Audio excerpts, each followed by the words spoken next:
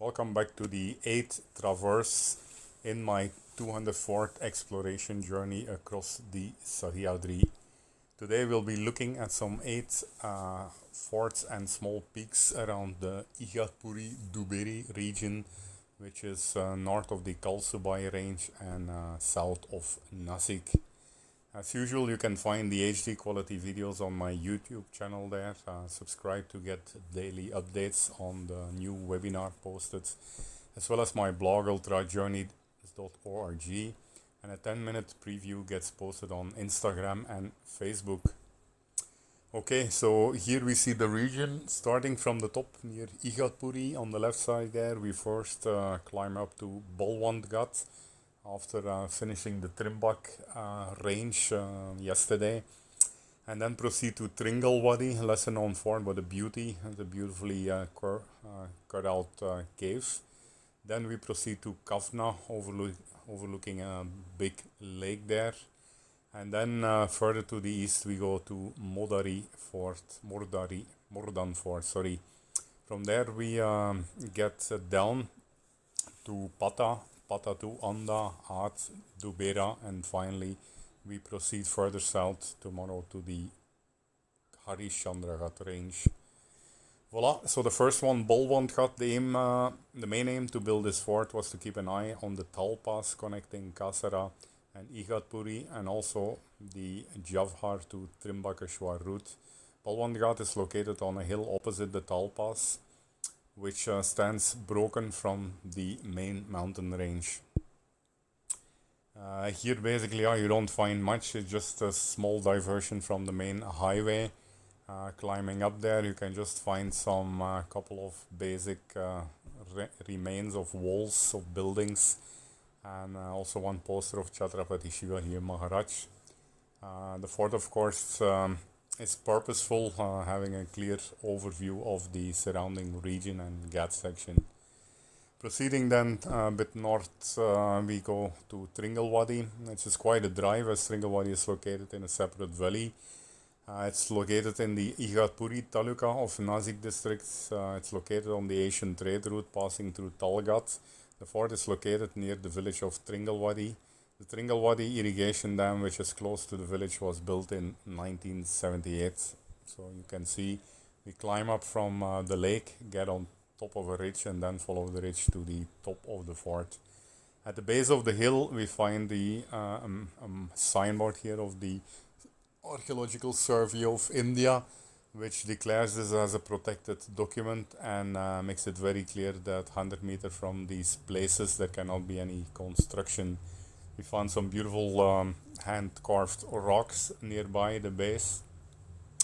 Following these rocks you finally come to some more beautifully carved statues here, partly broken, which lead to the entrance of this beautiful cave here.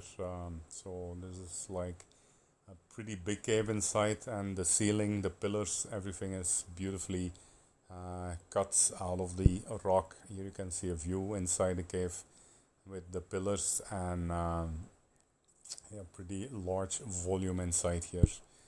So from the base, from this cave, we climb up along the ridge and a small staircase to the top of the hill, where we still find some old ruins buildings. But apart from that, especially the view on the dam there, the lake below, and the small farming settlements midway is a beautiful view. Voila, of course, after this first climb of the day, it's important to keep the body cool as the sun rises higher and higher in the sky. Crystal clear lakes in this remote region, as there is absolutely no human pollution. Okay, next is Kavnai Fort, located in a small hillock north of Kavnai village in Igatpuri Tulaka of Nasik district. The main gate and a small pond are the only remaining structures. The fort was built by the Mughals. It was ceded to the Peshwas by Nizam under the terms of the Treaty of the Battle of Ugdir in 1760. Here you can see a view of the rock-cut steps leading up along the ridge from the valley below, with a big lake leading up to the main entry there of Kavnai Fort. Entry was through an ancient rock-cut staircase which has kind of been destroyed, and now a ladder allows you to climb up with stunning views on the lake below. Voila, here you can see another beautiful view from after entering the main gate of the fort. On top then, to my surprise, I find one sadhu actually who stays there and has a small temple, and has some basic supplies to eat and sleep on top while he's cooking dinner for both of us, and he kind of insists me to stay over with him. I just explore the beautiful top of the fort in the as the sun sets down. Find a couple of big water reservoirs and really beautiful views on the surrounding hills. Voila, here we have the small temple where both of us settled down for the night. Very peaceful, very breezy on top, nice climate and good company. After this, we proceed to the next one, Nasik, which is a well-known marketplace and trade center right from the ancient times. Well served by the ghats of Talgat, of Kasara, Trimbakgat, connected the ports of Kalyan, Dahanu, Tarapur and Sopara. The mountain, which is also called as Moracha Dongar, literally means mountain of peacocks. Mordan Fort, which was mainly used as a watchtower, is located on top most part of this mountain. So here we start from a couple of small hamlets down where I park my bike, and then I climb up along a ridge initially. Eventually we contour midway around the hill to hit a small kind of gully where there is a kind of an old staircase built which is partly destroyed. And down there you can see the village and the ridge through which we climbed up. Beautiful village surrounded by a lot of green and a big lake on top. Not much to be seen except for beautiful views again. Otherwise kind of a barren hilltop, pretty long, I think easily 1+ kilometer left to right. Next on the way is Pata Fort, or Patakila, also known as Vishramgad. Shivaji Maharaj once visited and rested here. The residents of Patakila are known as Patekar, meaning the residents of Fort Pata. This fort was in the Brahmani Sultanate. Pata used to be at the border of the Swaraja. Chhatrapati Shivaji Maharaj arrived at this fort in November 1979 after winning Jalnapur. The Mughal army trapped him from 3 sides. It was because of the skill of Bahirji Naik that Maharaj was able to reach Pata safely here. So here again you can see we're climbing out from the right side, steep up, and then basically follow a ridge to a pretty big hill on top. Here you have one interesting building. Front of the building you have a beautiful bust of Chhatrapati, and then here this ancient building has, I think, been restored. It's in pretty good condition and kind of converted into a bit of a museum with big 3-dimensional tableaus showing, I guess, important battles or moments in history. And then also behind the grill there you find scenes from, I guess, during the ancient ruling ancient kingdom of Chhatrapati Shivaji Maharaj with all his generals or all his servants around him. Voila, climbing up from this building to the top of the hill, you can see it's pretty vast. You have a small portico on the hilltop far away there, and a pretty steep steep drops from above into the valley below. Next, the north-south range of the Sahyadri, which turns from Igatpuri towards the eastern Talgat, is known as Kalsubai range. It is divided into 2 parts, one being Alan Madan Kulan and Kalsubai, and the other at the east is Aundh, Bata and Bitangad, Ath, and a mountain of Masoba. Till 1880, the fort was under Maratha rule. Then the Mughals captured it, and Mughal Sardar Sham Singh was appointed as the chief of this fort. So in this region, east of the other Kalsubai range, we come across vast plains, kind of plateaus at a higher level, where at the ridges you'll find a lot of these wind turbines. Beautiful settlements here, farming settlements again. As you can see, driving along these majestic turbines is like quite an experience. Join me for the ride.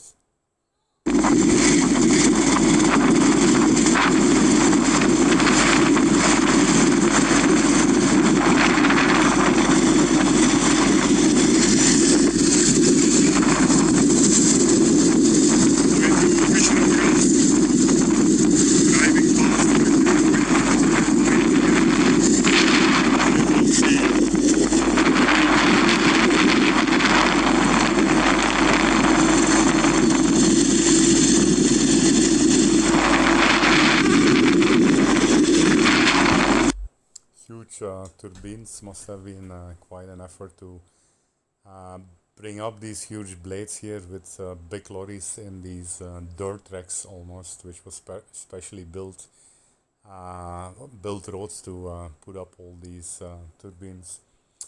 We find turbines all around Aundh here, the pinnacle you see up there. So I just follow these old dirt tracks, a little bit skiddy on a two-wheeler, and then circumvent completely the barren hill of Aundh through a small trail, looking for a way to the top. But unfortunately, I think this was one of the three pinnacles where I was not able to find the way up.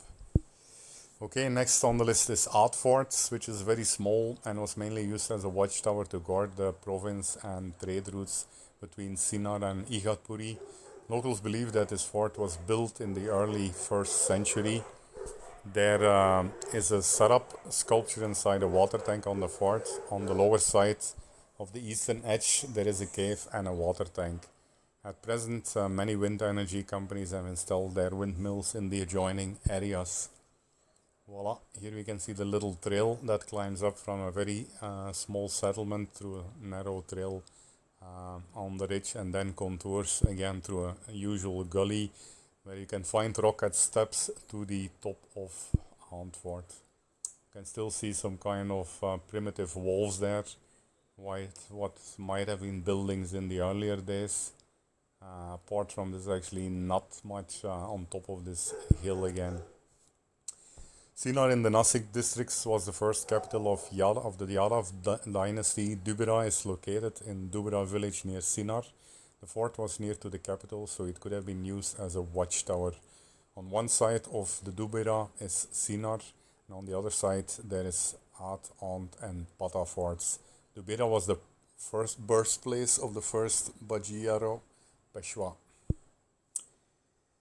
Dubera has a pretty well maintained modern, I guess, staircase to the top. There's a temple on top, and you can see quite a few local people going up and down this pathway as a kind of a morning and evening exercise. Quite a few youngsters also who run up the place as a way to build fitness and look like guys who want to apply for a police entrance exam. Voila, here is the small hill on top of Dubera. And then, yeah, we're again at the end of the day. So coming down again in search of food. Before I even find a place to stay, I find a small snack shop here. Not really food, where this gentleman gives me some yummy sweet balls. And then after eating a little bit of snacks, wondering where to settle down, I meet another person in the same restaurant who invites me into his home and treats me on one of the best hospitality I've encountered in the entire journey through the Sahyadris. Really yummy food, home fresh cooked, and then a warm bed again to stay for the night. We are at the base of Dubera fort here. Amazing hospitality by this kind gentleman. So many varieties today. Bakri with yummy sabji. So many side dishes. Chapats, omelets. There are some, I think, rice. It's like a 5-star treat here. Very nice people in the small villages of Maharashtra.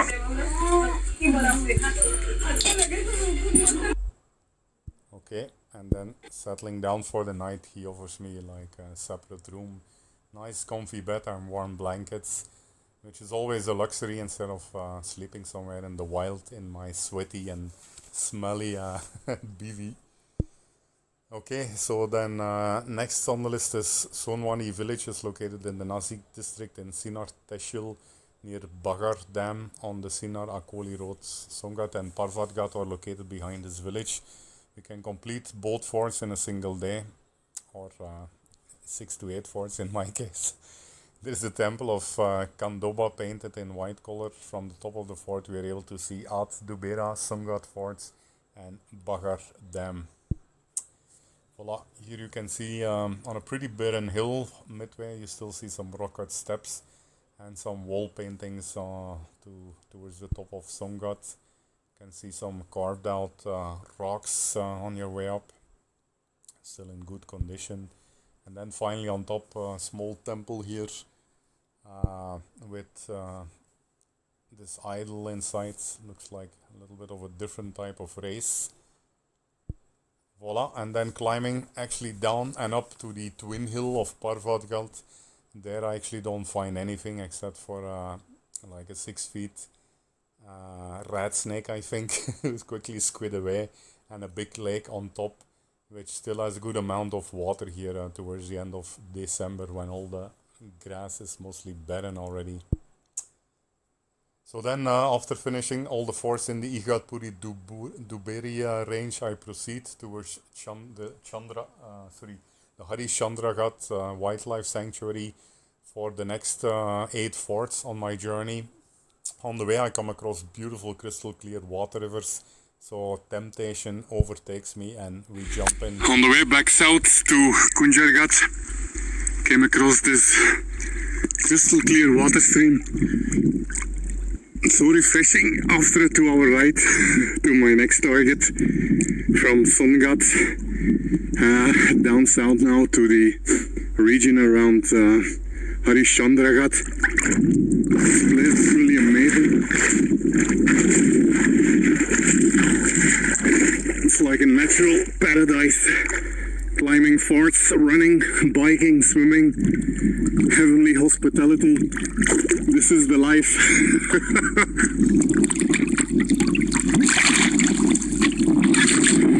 Yeah. Okay, thank you for watching this series of Igatpuri Dubere. See you guys tomorrow for the beautiful lesson on Harishandraghat range.